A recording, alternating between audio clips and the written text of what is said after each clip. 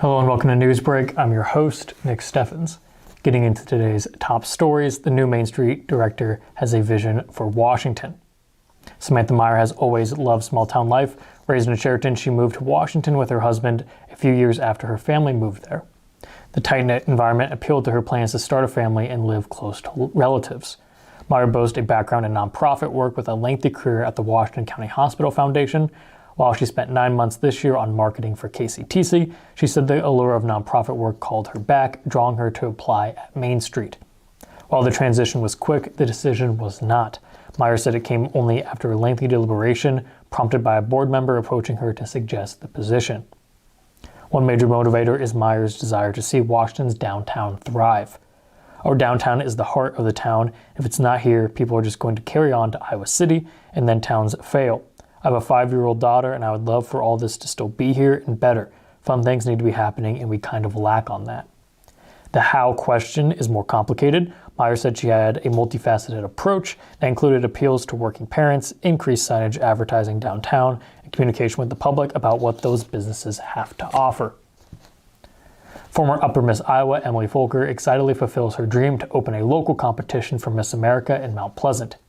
With this new scholarship program opportunity, young women from the Mount Pleasant area will have the opportunity to represent the town at the Miss Iowa and the Miss America programs. I was Miss Upper Iowa until I gave up my title just a couple of days ago, Folker said Wednesday. So as she says goodbye to her position as a representative for Upper Iowa, she looks forward to this new opportunity. Folker embarks on this journey with a board of directors. Her co-directors are her partner, Trey Cooper, and mother, Erin Folker. Cooper will utilize his company, Cooper Designs, to provide graphics for the organization, and Erin Folker will provide sound and lighting services through her and her husband's business, Portable Playlist DJ and Karaoke. Other board members include Kaylee Mason, an experienced Miss America competitor, and Jim Folker, Emily Folker's dad. The Miss Mount Pleasant organization has already received a number of donations and sponsorships from local businesses, but continue to look for further support. Hitting the ground running, Emily Folker and the board have their first scholarship program planned for January 28th and are currently taking registration from interested candidates. According to Emily Folker, all candidate paperwork is due January 14th. Interested parties can reach out to the organization via email missmountporg@gmail.com or through the website www.missmountpleasantiowa.com. Iowa Wesleyan's Gender and Sexuality Alliance, GSA, and the Mount Pleasant Area Parents, Family, and Friends of Lesbians and Gays, PFLAG, will host a vigil in honor of Transgender Day of Remembrance. Mueller is a gay man in the Mount Pleasant community who wants to bring awareness to the way political ads, legislation, and combat uninformed negative opinions of the transgender community. This is the National Day of Remembrance, said Mueller, has been observed since 1999 by the transgender community.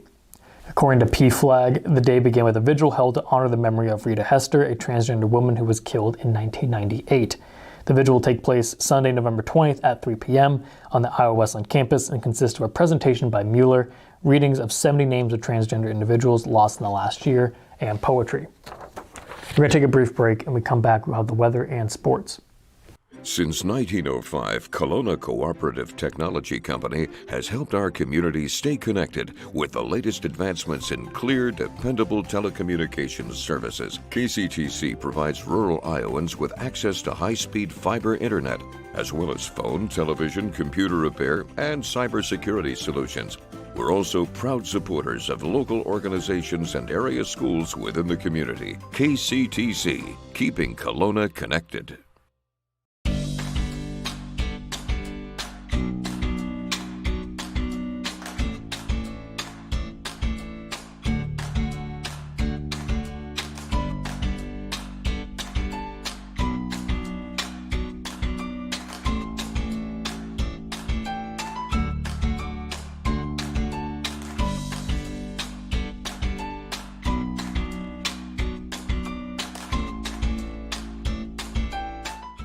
At the Capper Auto Group, we put our customers' needs first and understand that everyone is as different as the vehicle they select. We offer new Ford, Chevrolet, Buick, GMC, Jeep, Chrysler, Dodge, and Ram vehicles in a friendly environment that puts you in the driver's seat.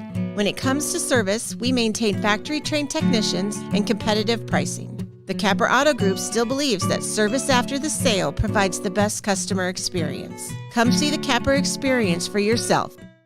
Hospice isn't a place, it's a type of care that focuses on living. Servicing a 7-county area, the Hospice of Washington County staff of nurses, social work, hospice aides, spiritual and grief support, volunteers, music and massage therapists are able to provide free end-of-life care where the patient lives. We write wills, give consent for organ donation, but rarely is there a plan for what we would want the final phase of our lives. At Hospice of Washington County, we encourage our patients to be in charge of their healthcare decisions while maintaining quality of life. Hello and welcome back to Newsbreak. I'm your host, Nick Steffens. We have the weather and sports coming up, but first obituaries. Dr. Michael C. Fitzpatrick, formerly of Washington and Mount Pleasant, passed away on November 10th at the age of 55.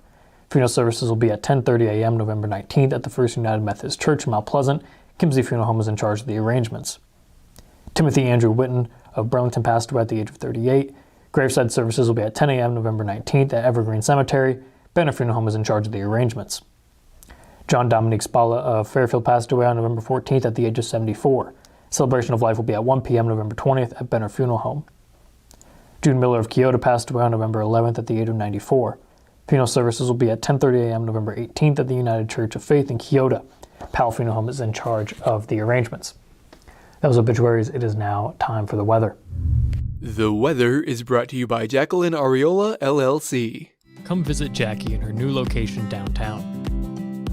She is ready to serve Washington and the surrounding community. We finally got some relief from the snow today. It has been partly cloudy with a high of 34. Tomorrow it will remain partly cloudy, but temperatures will drop to 22 degrees. The weekend will be more of the same. Saturday temperatures will remain in the 20s at 25 degrees with mostly cloudy skies. On Sunday, temperatures will rise to just above freezing and there'll be mostly sunny skies. And we will start our work week with some much better weather, sunny skies, and a high of 42. We're going to take another brief break, and when we come back, we'll have sports. Federation Bank is a locally owned bank providing award-winning customer service. We believe that we are more than just a federation of banks, but a federation of communities, serving Brighton, Richland, Wellman, and Washington, Iowa. Federation Bank's highly skilled staff is here to make sure you are able to accomplish your personal and professional goals, whatever they may be. Federation Bank, your family bank.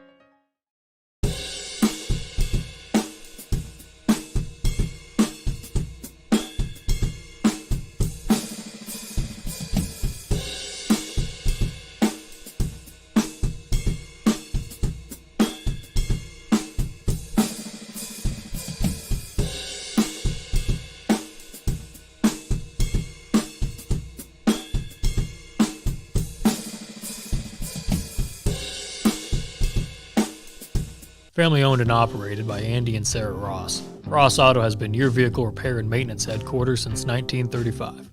We specialize in all makes of cars and light-duty trucks. With our variety of available services, let us help you keep rolling and your vehicle operating efficiently. Services include general auto repair, alignments, brakes, fuel injection, and more. Schedule your appointment today at 319-653-5656. That's 319-653-5656.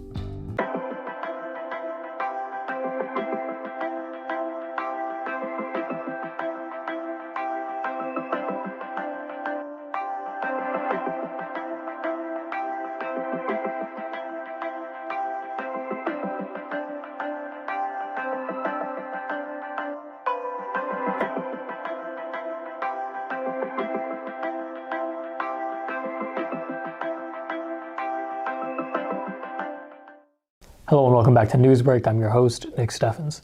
It is now time for sports. Sports, brought to you by Fairway.